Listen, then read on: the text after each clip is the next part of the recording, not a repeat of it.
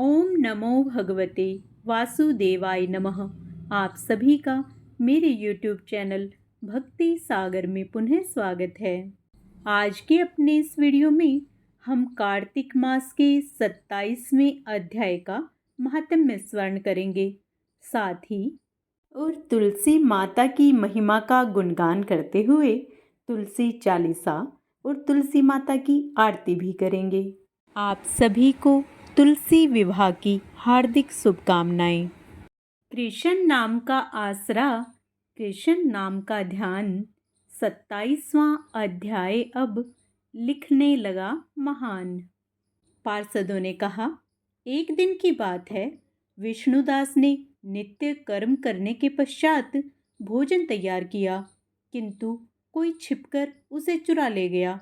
विष्णुदास ने देखा भोजन नहीं है, परंतु उन्होंने दोबारा भोजन नहीं बनाया, क्योंकि ऐसा करने पर सायंकाल की पूजा के लिए उन्हें अवकाश नहीं मिलता। अतः प्रतिदिन के नियम का भंग हो जाने का भय था।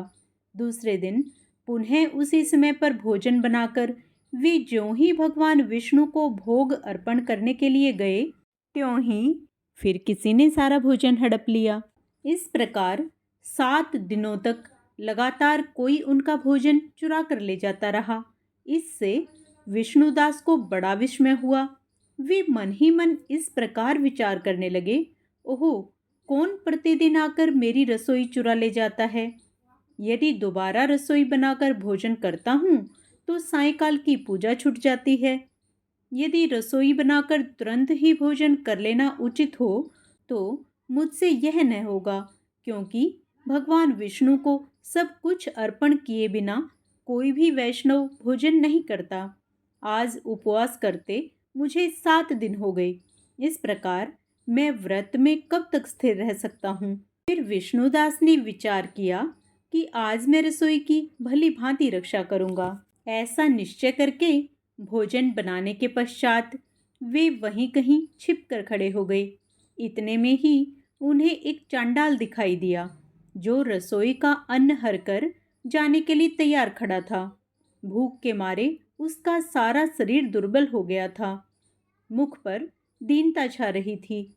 शरीर में हाड़ और चाम के सिवा कुछ शेष नहीं बचा था। उसे देखकर श्रेष्ठ ब्राह्मण विष्णुदास का हृदय करुणा से भर आया। उन्होंने भोजन चुराने वाले चांडाल की ओर देखकर कहा, भैया जरा ठहरो ठहरो, क्यों रूखा सूखा खाते हो? यह घी तो ले लो। इस प्रकार कहते हुए विप्रवर विष्णुदास को आते देख वह चांडाल भय के मारे बड़े वेग से भागा और कुछ ही दूरी पर मूर्छित होकर गिर पड़ा। चांडाल को भयभीत और मूर्छित देखकर द्विज श्रेष्ठ विष्णुदास बड़े वेग से उसके समीप आए और दयावश अपने वस्त्र के छोर से उसको हवा करने लगे। तदंतर जब वह उठकर खड़ा हुआ तब विष्णुदास ने देखा वहां चांडाल नहीं है, बल्कि साक्षात नारायण ही शंख चक्र और गदा धारण किए सामने उपस्थित हैं।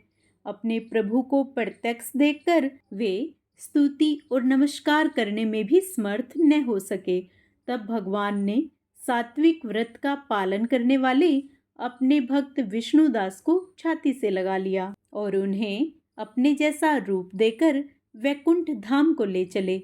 उस समय यज्ञ में दीक्षित हुए राजा चोल ने देखा विष्णुदास एक श्रेष्ठ विमान पर बैठकर भगवान विष्णु के समीप जा रहे हैं।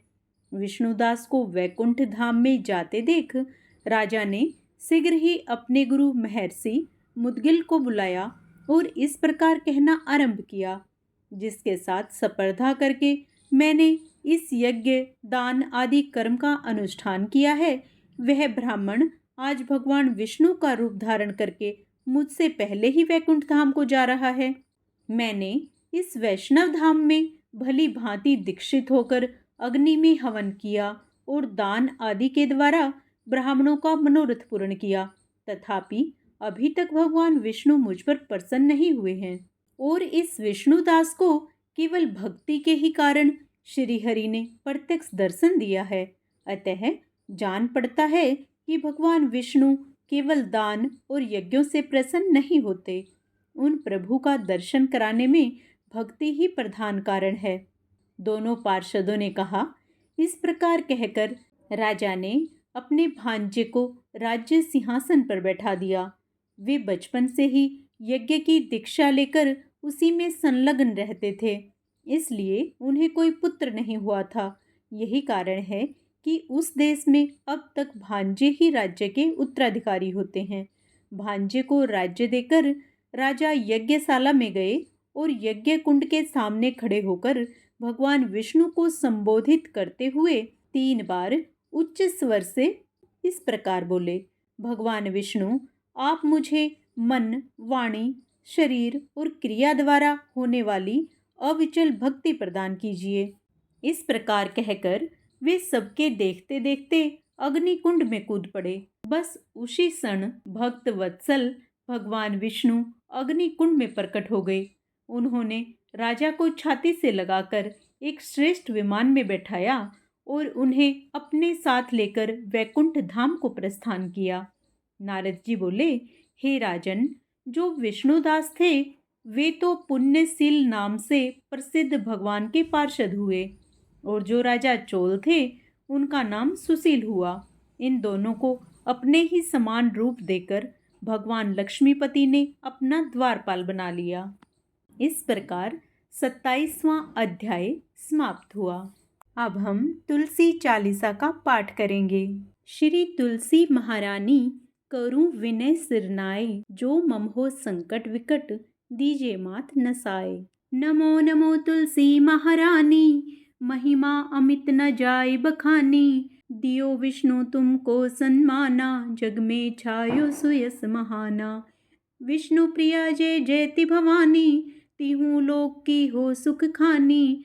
भगवत पूजा कर जो कोई, बिन तुम्हारे सफल न होई। जिन घर तव नहीं होए निवासा, उस पर करही विष्णु नहीं बासा। करें सदा जो तव नित सुमिरन, तेहि के काज होए सब पूरन। कार्तिक मास महात्म तुम्हारा, ताको जानत सब संसारा। तव पूजन जो करें कुआरी, पावें सुंदर वर सुकुमारी।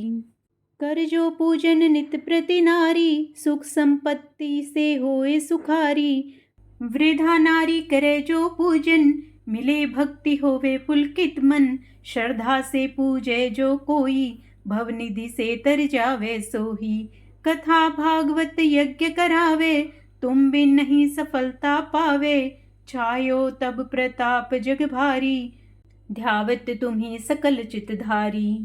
तुम्ही मात यंत्रण तंत्रण, सकल काज सिद्धि होवे क्षण में। औषधि रूप आप हो माता, सब जग में तब यश विख्याता। देव ऋषि मुनियो तपधारी, करत सदा तव जय जयकारी। वेद पुराणन तव यश गाया, महिमा अगम पार नहीं पाया। नमो नमो जय जय सुख कारिणी, नमो नमो जय दुख निवारिणी। नमो नमो सुख संपत्ति देनी, नमो नमो अघ काटन छेनी। नमो नमो भक्तन दुख हरणी, नमो नमो दुष्टन मद छेनी। नमो नमो भव पार उतारिणी, नमो नमो परलोक सुधारिणी। नमो नमो निज भक्त उबारिणी, नमो नमो जन काज संवारिणी। नमो नमो जय कुमति नसावनी, नमो नमो सुख उपजावनी। जयति जयति जय तुलसी माई, ध्याऊं तुमको शीस नवाई। निज जन जानी मोहि अपनायो, बिगड़े कार्य आप बनाओ। करूं विनय में मात तुम्हारी, पूर्ण आशा करूं हमारी। शरण चरण कर जोरी मनाऊं, निस दिन तेरे ही गुण गाऊं। करहूं मात यह अब मोह पर दाया, निर्मल होए सकल मन काया। मांगू मात यह वर दीजे, सकल मनोरथ पूर्ण कीजे। जनु नहीं कुछ नेम अचारा, क्षमहु मात अपराध हमारा। 12 मास करे जो पूजा, ते ही सम जग में और नहीं दूजा। प्रथम ही गंगा जल मंगवावे, फिर सुंदर स्नान करावे। चंदन अक्षत पुष्प चढ़ावे, धूप दीप नैवेद्य लगावे। करे आचमन गंगा जल से, ध्यान करे हृदय निर्मल से। पाठ करावे फिर चालीसा की, स्तुति करे मात तुलसा की। यह विधि पूजा करे हमेशा, ताकि तन नहीं रहे कलेशा। करे मास कार्तिक का साधन, सोवे नित पवित्र सिद्ध हुई जाही। है यह कथा महासुखदाई, पढ़े सुने सो भव तर जाई। तुलसी मैया तुम कल्याणी, तुम्हारी महिमा सब जग जानी। भाव न तुझे माँ नित ध्यावे, गा गा कर माँ तुझे रिझावे। यह तुलसी चालीसा पाठ करे जो कोई, गोविंद सो फल पावहीं जो मन इच्छा होई। अब हम सब मिलकर विष्णु भगवान की प्रिया तुलसी माता की आरती करेंगे। तुलसी महारानी नमो नमो, हरि की पटरानी नमो नमो। तुलसी महारानी नमो नमो, धन तुलसी पूर्ण तप कीन्हो, सालिग्राम बनी पटरानी। जाके पत्र मंजरी कोमल, श्रीपति कमल चरण लपटानी। धूप दीप नैवेद्य आरती, पुष्पन की वर्षा बरसानी। नमो नमो। तुलसी महारानी नमो नमो, हरि की पटरानी नमो नमो। 56 भोग 36 व्यंजन, बिन तुलसी हरि एक न मानी। सभी सखी मैया तेरो जस गावे, भक्ति दान दीजे महारानी। नमो नमो। तुलसी महारानी नमो नमो, हरि की पटरानी नमो नमो। तुलसी महारानी नमो नमो। तुलसी माता की जय।